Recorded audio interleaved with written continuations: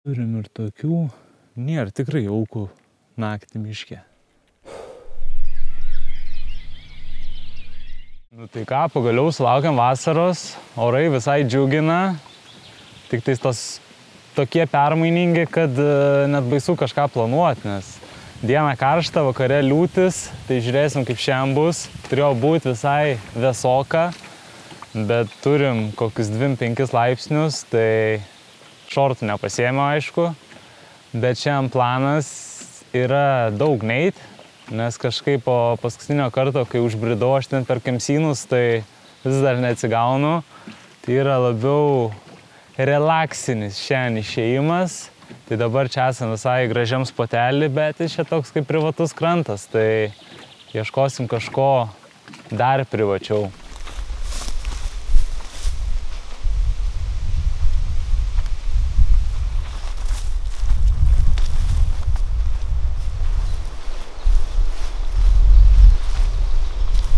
Nu jau matosi va linija ežeriuko. Labai mažas, toks mielas atrodo. Ir aš jau taip arti, bet batai užšlapi.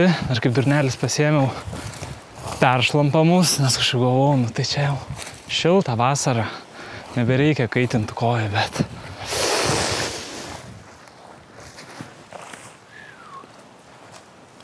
Vau! Aišku, čia atėjęs. Pamačiau šalia leptelį, vadinasi, ten buvo prie pat keliukas, bet kas aš toks skaičiu normaliais keliais. Bez vanduo koks. Juodas atrodo.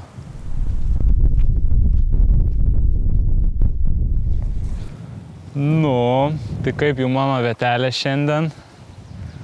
Labai vėjuota šiandien. Ir visas krantas, jis toks blemba, va, sunkėsi vanduo tiesiog. Ir aš nesuprantu, ar čia buvo užlyję gerai. Realiai labai gerai, kad pasiėmiau hamaką, nes ant žemės čia neišmiegočiau. Tai manau, čia įsitempsiu. Bus vaizdas į ežeriuką, ryte gal bus ir maudynių. Tai galvoju, prieš įsikuriant, papasakosiu apie savo numylėtinę kuprinę, kol dar pilna daiktų. Tai gal reikia pradėti nuo pliuso, ne? Nes pliusų yra belekiek daug. Vienas didžiausių, tai klubo diržai yra belekaip stori ir minkšti. Tai vis tiek, apie 80% svorio reiktų nešti ant klubų. Kai užsidedi ir susimauni viską, nu tai belekaip patogu. Nes jie yra minkšti, stori. Šitos pečių petnešos, jos irgi tokios storokos. Tai man atsimenu, po pirmo išėjimo buvo ant kiek vau, kad kitą dieną man neskaudėjo trapecijos, nes su savo senu to maišu, nu tai ten, kaip pas mane dar tų daiktų visai normaliai ir daug sunkių, tai labai šitas fainiai ir iš abiejų pusių yra po kišenėlę. Tai čia vienoj laikau šiaip tokį šiukšlių maišai, kokios servetėlės, o kitoj snacksai. Mano telefonas irgi čia telpa, bet man atrodo, kad naujesni ten iPhone'as, koks 15, ten jau tos plytos, tai nelabai čia tilptų. Tai čia tikriausiai kažką minusas, bet aš vis tiek telefoną laikau visada prie savęs. Kas dar patogu, kad šoninės kišenės, tie mešai, gertuviai pavyzdžiui, jos yra ir vertikaliai gali įsistatyti gertuvę, ir šonu. Tai tau einant nereikia nusiminėti kuprinės, kad išsitraukti gertuvę. Tai tiesiog gali išsitraukti, atsigerti ir taip pat įsistatyti. Man šitas nelabai reikalingas, nes aš visada naudoju Camelbacką, tai aš įstatau tiesiog vertikaliai, kad man netavaluotų. Bet kas mėgsta gertuvės, labai praverčia. Man čia patinka, jog šiaip ją gali labai susiveržti stipriai iš visų pusių. Čia iš priekio yra 2 suveržimo dirželiai, čia šone, čia susiveržti, čia.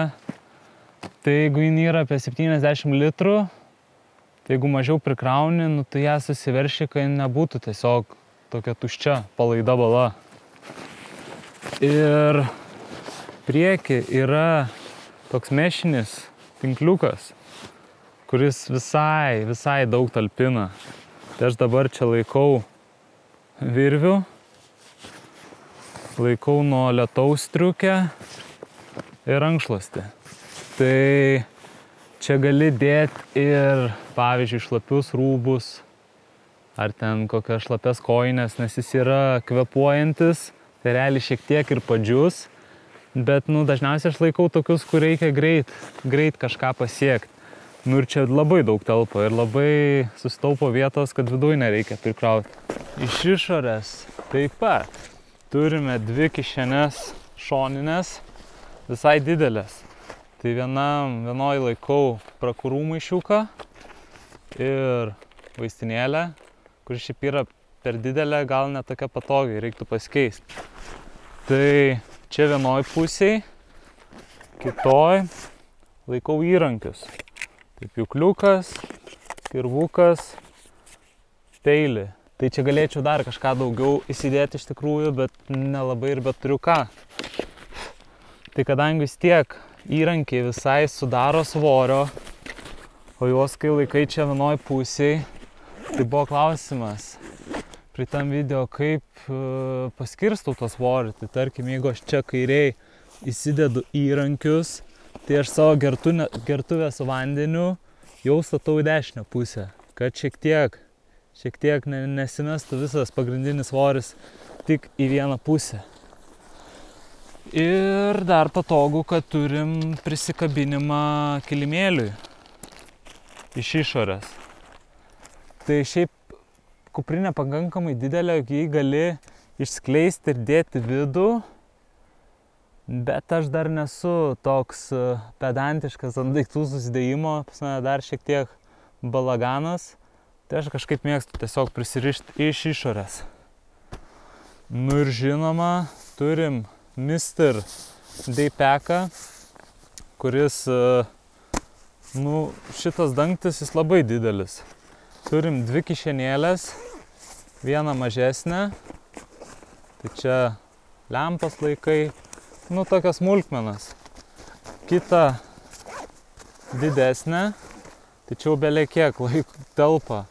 Čia mano mikrofonai, prožektoriai, baterijos, žodžiu, tokia elektronika.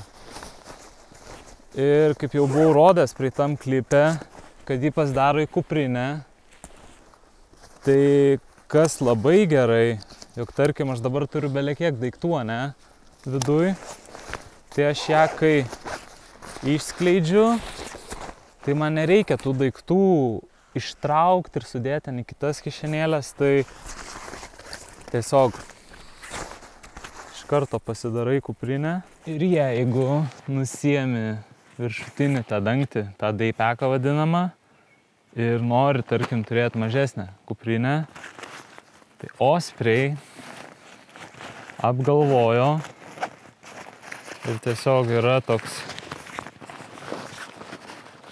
mini dangčiukas, kur tiesiog susisegi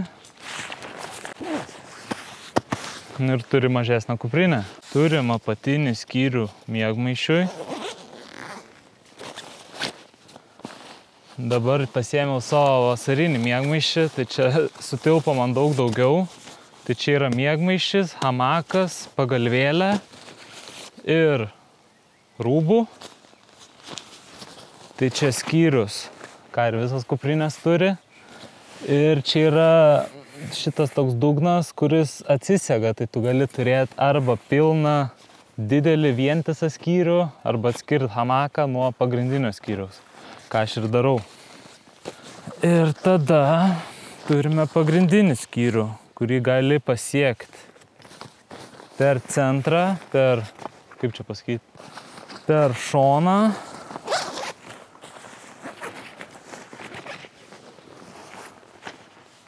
Arba per viršų, kaip įprastos kuprinės.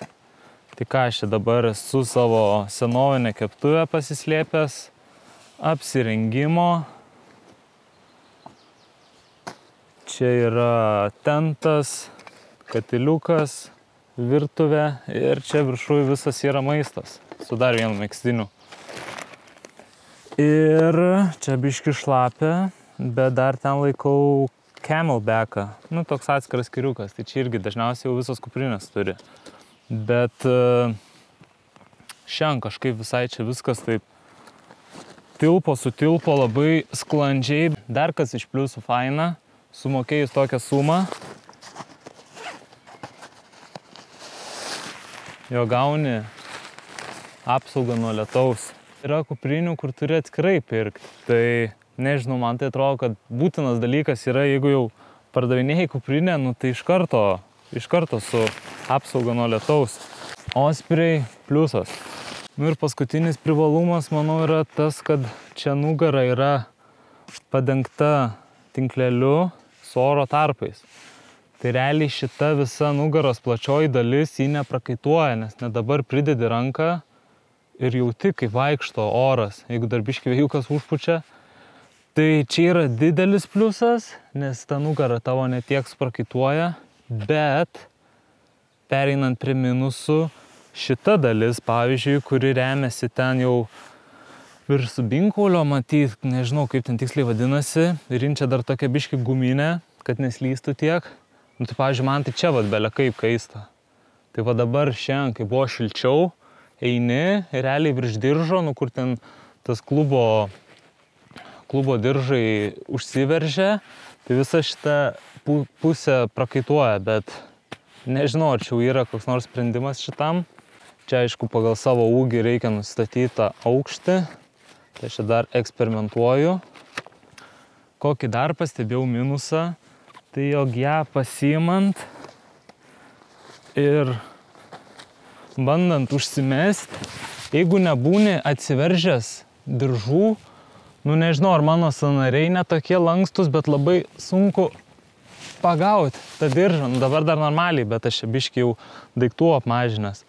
Tai tas įsiėmimas atrodo biškį pečiam reikia mobilumo turėti. Nu ir čia tas toksai realiai pastoviai prieš atsisegant geriausiai yra atsilaisvintos diržus, nes tarkim, būni užsiveržęs, tai labai, nu, dažniausiai patogu, tiesiog nusiemi ir meti lauk, bet kai užsidedi, dar jeigu būni pavalgęs, vėl užsiveržti sunkoka, tada turi po vieną atlaisvinti, susisegti ir vėl užsitempti. Bet jeigu tai padarai prieš nusiimant, tada daug paprasčiau ir patogiau, abi pusės atsilaisvina, atsigi ir jau vėl dedant kuprinę bus tiesiog patogiau. Nu, bet čia gal mano asmeniniai niuansai, nežinau. Tai realiai man čia va tik tokie du minusiukai, kas nepatinka joje. Nu dar sakyčiau, gal trečias minusas yra, jog jin pakankamai sunki. Jin tikrai nesiskaito iš tų lengvųjų. Jin, jeigu neklystu, gal 2 kg, 400 gramų, kažkas tokio. Tai sunkoka, bet tu turi komfortą.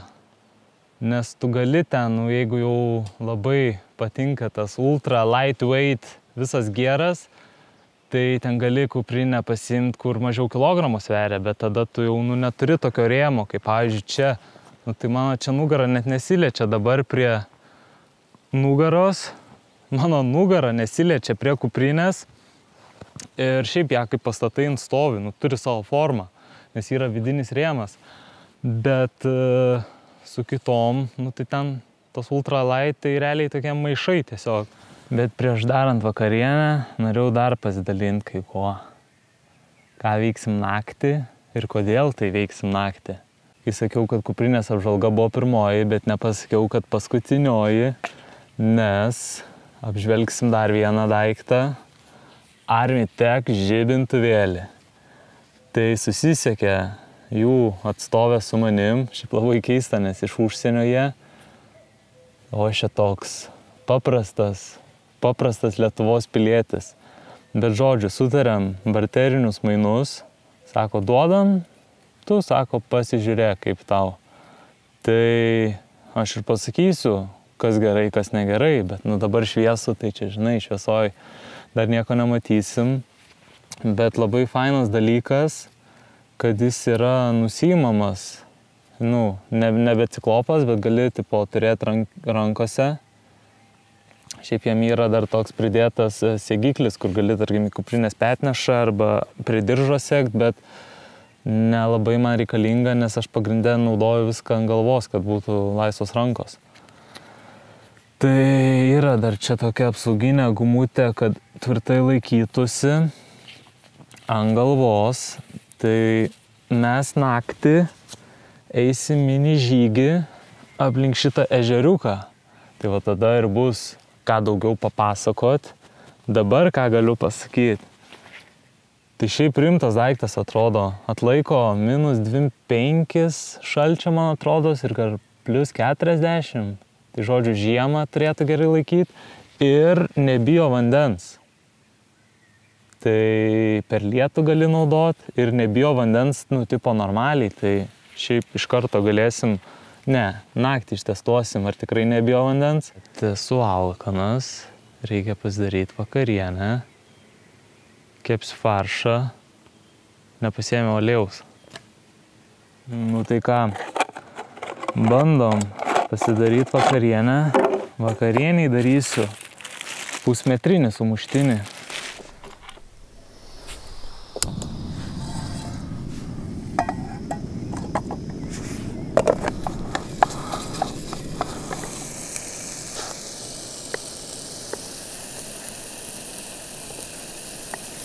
Be reikalo čia pergyvenau, labai čia puikiai viskas kepa. Alio? Jauru, mane jau juokina šitas sumanimas.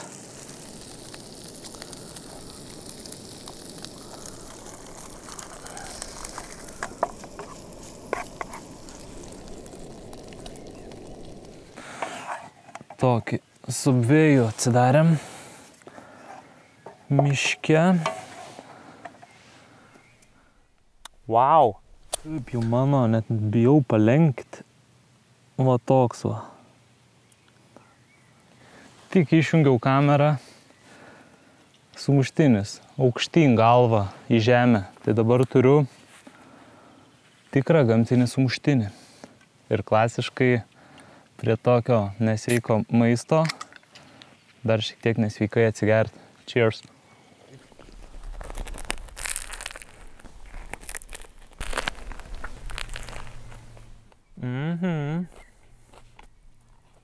Ant galo jau sunkoka. Pasausėjo. Nu dabar pavalgius biškį siestą.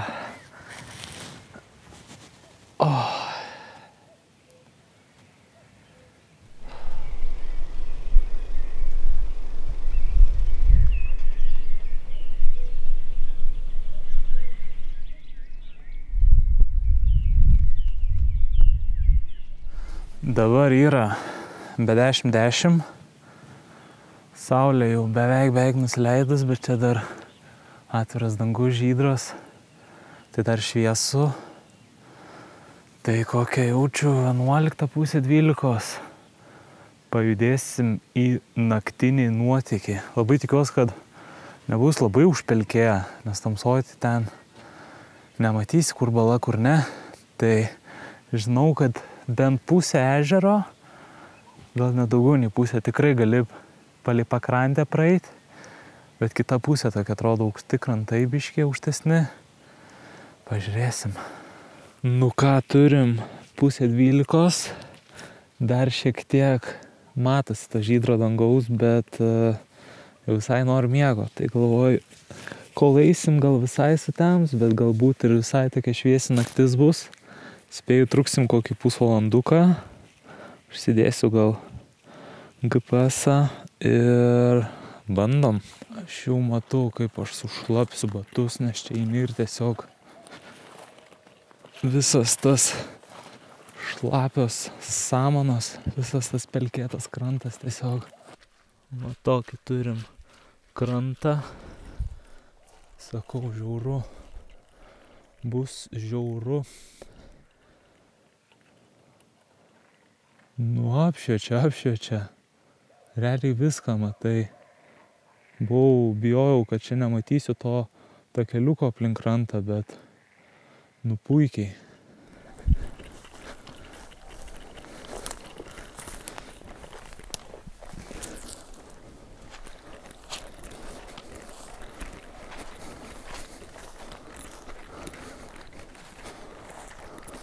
Nu, čia kur sakiau, iš kito kranto, kad bijau šitos pusės, nu, tai čia jau tą kelio nelabai. Beradau tokie kamsynai.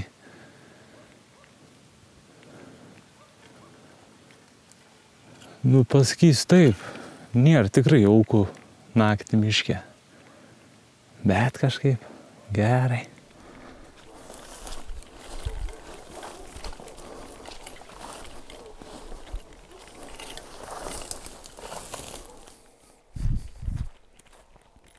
Ką aš matau pabaigą.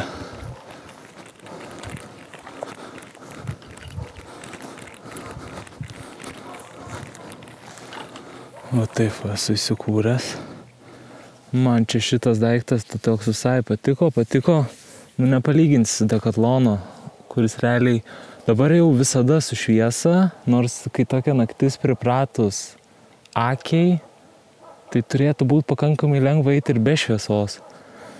Bet dabar prasitestavimui norėjau eiti visą laiką su šviesa, nu tai nedėjau to turbo režimo, nu tipo dėjau kartais, bet jo negali visada laikyti. Rašė, kad turėtų išsijungti po pusės minutės jis. Man neišsijungė, tai man dar dilema, ar aš tikrai buvau patį galingiausiai įsijungęs. Bet negali laikyti ilgai, nes labai jau pradeda kaist, nes ten 2500 lumenų, nu tai ten normaliai. Tai, bet su 600 lumenų, nu tai sočiai pasivaikščiot. Iš pradžių galvojau, man jis gal bus net per galingas čia tokiem išėjimam, tai aš ne į kažkokias pasalas varau. Bet, nu čia yra labai daug skirtingų režimukų. Tai dabar čia iš vis net nežinau, kaip vadinas, bet kur vos delną, tarkim, pašviečia iš arti. Tai jeigu neklystu, ant tokio režimo jie testavo 6 mėnesius bateriją atlaikę. Nu, jeigu sugadinu, nepatikrinu, aišku, ar aš pilnai užveržęs, bet pilnai atrodo. Tai jis realiai turi patį stipriausią apsaugą nuo vandens, tai ten, man atrodo, 10 metrų gylį gali būti pusę valandos. Tai atsparus karščiui, šalčiui, nu žodžiu, tai man čia nesunaikinamas bus kompanionas. Tai laukiu, kaip žiemą ištestuoti. Žiemą, kai anksti tamsta, tai labai to šviesos norisi. Nu ką, sušlapęs tiek aš, tiek prožektorius, bet abu išgyvenom. Tai jeigu jūs irgi norėtume tokio ultra gero, super prožektoriaus, tai galite pasinaudoti mano pirmuoju nuolaidos kodu gyvenime. Tai yra Gvidas miške 15.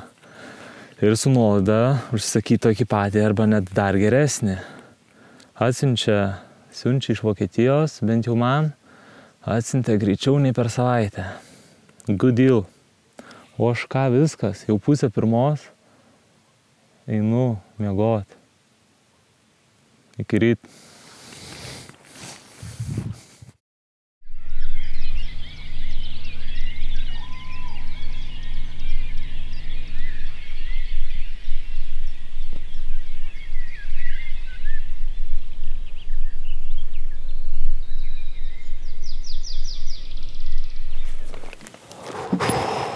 Labą rytą.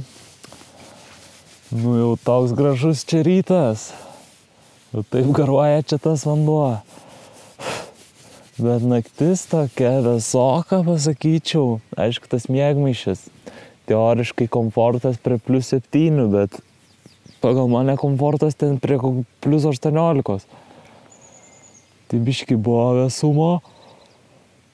Bet visai gerai. Turim 6:30. Gerai, kad pavyko anksčiau atsikelti. Ir pusryčiam košę.